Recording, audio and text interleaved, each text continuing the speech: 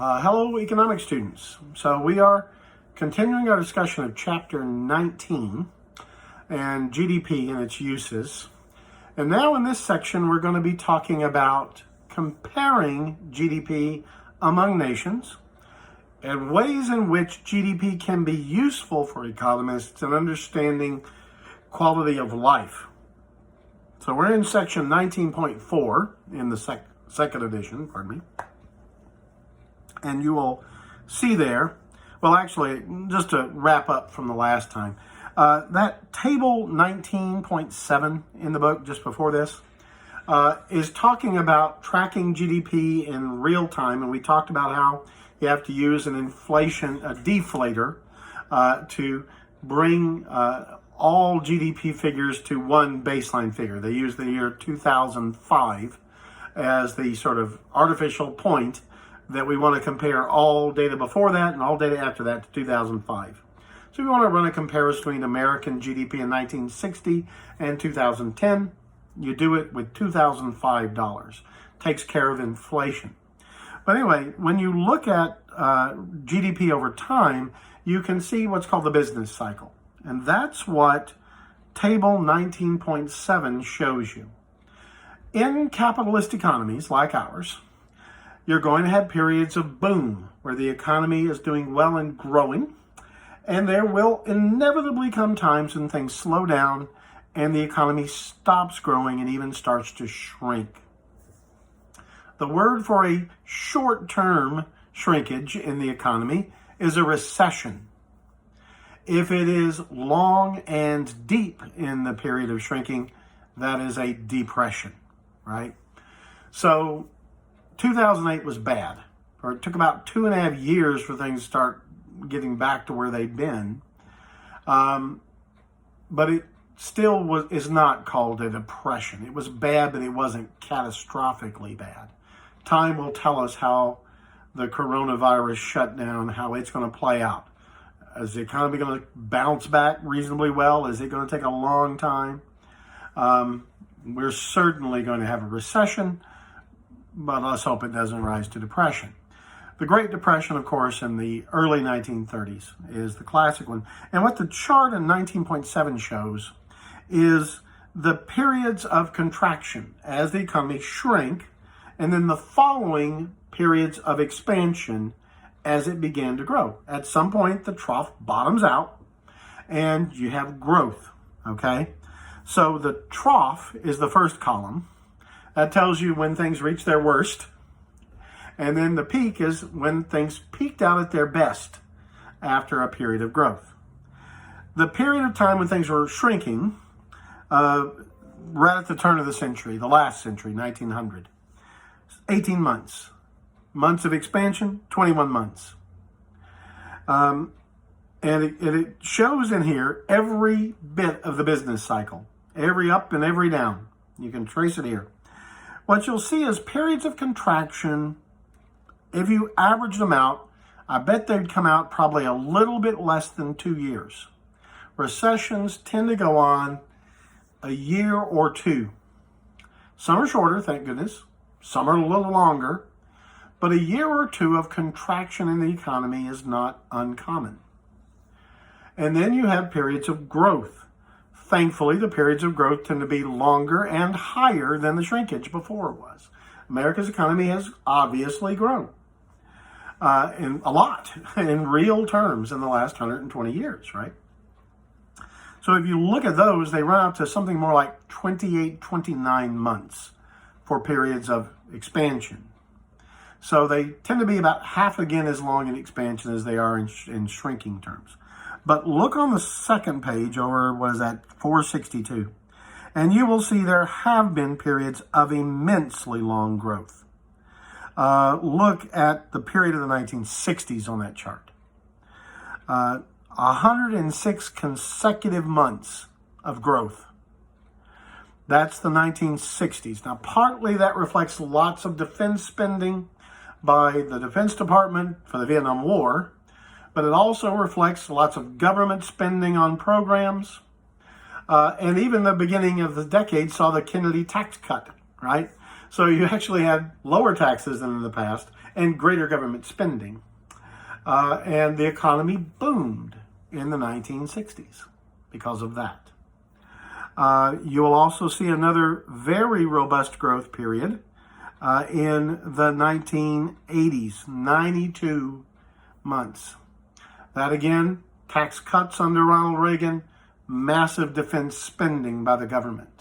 And those two things are like pouring gasoline on a fire. You will get economic growth if you do those two things. You also grow deficits, which did happen. Budget deficits. That's the debt burden in the United States goes up. But periods of intense economic growth. Then again, in the 90s, after the recession under George H.W. Bush, things began to explode. Why then? Technology, the internet. The internet bubble really expanded. It seemed like everybody could make a fortune in the web somehow. And a lot of the companies we think of now as giants were founded then. Not all of them, but a lot of them in this period. And that stimulated a national growth spurt. Unfortunately, at the very end of the decade, it came to an end. It began to shrink. And you had the bubble bursting, and we had a downturn. So, and we talked about other downturns, the post 9/11 downturn, the 2008 downturn. All right. But that's ways you can look at GDP over time usefully. But now, let's get back to comparing countries. Well, when you move from one country to another and you want to compare them, one problem you've got is everybody measures their own economy in their own currency. So it's here that the book talks about exchange rates. Moving from one country to another means moving from one monetary system to another. If you fly from the United States to Paris, they're going to require you to change your money to euros if you want to buy something with cash. If you use a credit card, incidentally, the credit card company does that for you. And actually, you probably get a little better rate on your credit card exchange rate than you would at a bank changing for cash. So you might do a little better financially if you bought everything on your trip with a credit card. Or go to an ATM and get money out of the ATM with your debit card.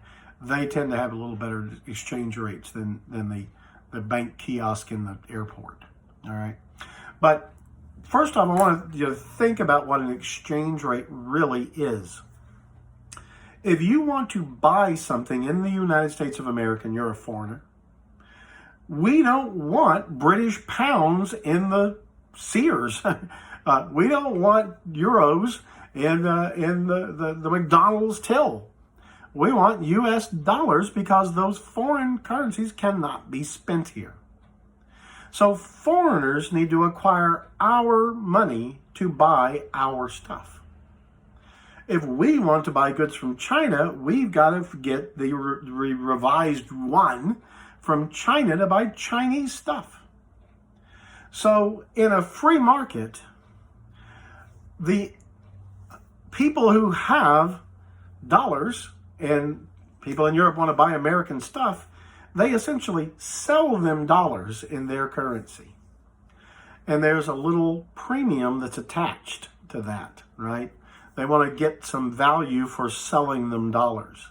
You want to buy something in China, you've got to buy yuan. So you pay a little extra premium. That's what the exchange rate is. How much of this currency do I have to give you to get that currency so I can buy stuff in that country that uses that currency? So you may never have thought of it that way, but that's what it is. So countries that have a lot of things for sale that are in great demand, you have to pay more to get their bucks. You have to pay more to get, say Europe's economy was booming and they were selling lots of stuff the world wants. Euros are going to be more expensive versus the other currencies of the world. If a country is not producing things people want, the currency is not worth very much. The United States is kind of in a position. We are the world's largest economy. People want to buy things here. They want to do business in the United States. They need dollars.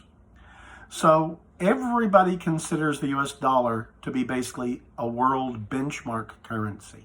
When they're comparing two other countries, when you compare Bolivia's reals with New Zealand dollars, What they do is they compare them to the US dollar. It is the world's reserve currency. The Chinese would love for their money to be a reserve currency, but it's not. In many places, they treat euros as reserve currency. But the Chinese have a problem. They don't let their exchange rate float freely with market demand. They have artificially low exchange rates.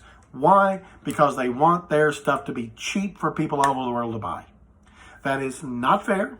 To Mr. Trump's credit, President Trump has criticized them heavily for this and tried to force them to let their exchange rate on yuan be more normal, like a market exchange rate. But right now they're artificially cheap, which makes Chinese goods artificially inexpensive to buy. So how can America and other countries compete on a manufacturing basis with Chinese firms if you're already giving them a huge advantage? It's like selling stuff at an enormous discount to buy things from China. And a lot of governments around the world are hacked off at the Chinese for not having a free and fairly floating exchange rate. Anyway, you have to adjust GDP figures around the world for the exchange rate. And that's the first thing they talk about there. So, pardon me. So they give you on that chart, converting GDP to a common currency. The common currency around the world is usually US dollars. So they tell you how many Brazilian reals, 2.157 reals equals $1. So you basically have to divide Brazil's real GDP to get the US dollar GDP of Brazil. And so on right down the list. Doing this, though, is very instructive, isn't it? It tells you the size of world economies. So, the United States is actually not on that chart, is it? Yeah, it is on the next page. So you'll see the United States economy is $16,768,000,000,000. What's the second biggest economy on the list? China. When you adjust for the US dollars. So this is how you can compare the size of economies. The world's third largest economy was Japan when this was made in 2013, when that chart was data.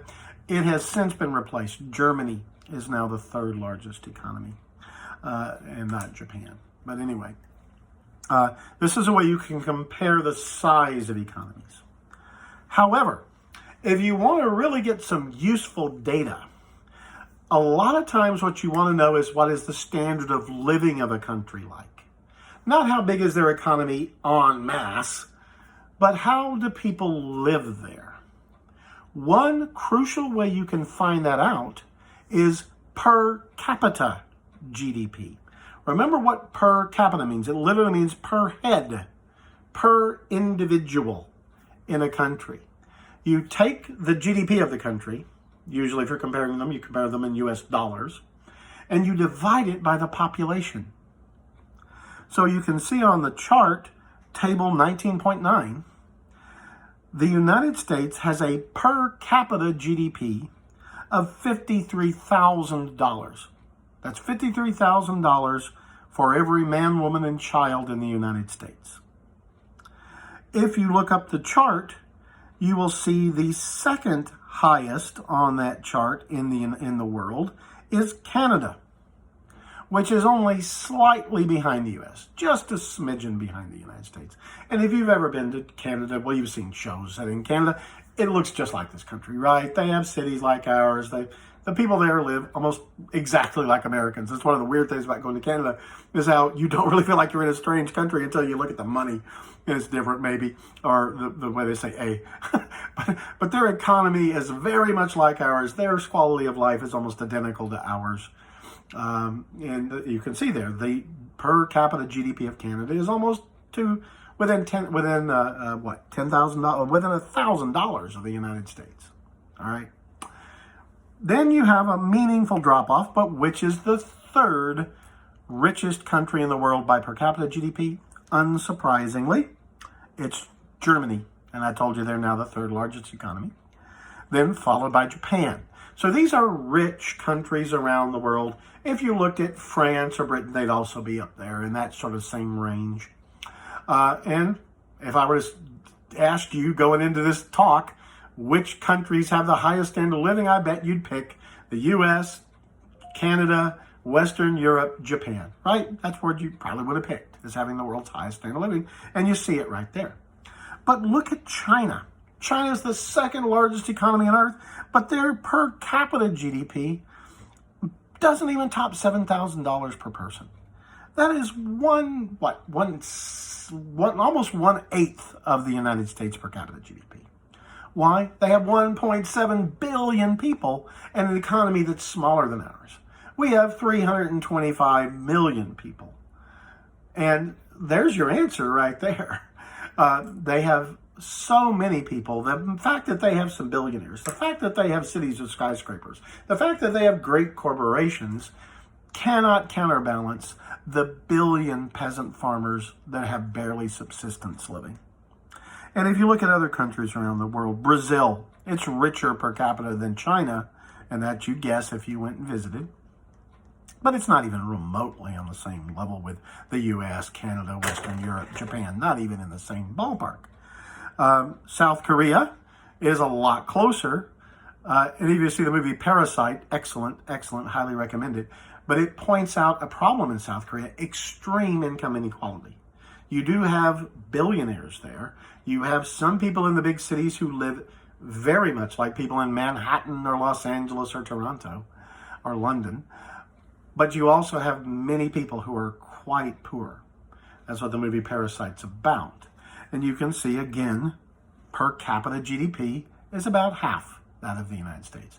That makes them richer than a lot of countries in the world, but still not even in the same ballpark with the North America, Western Europe, Japan.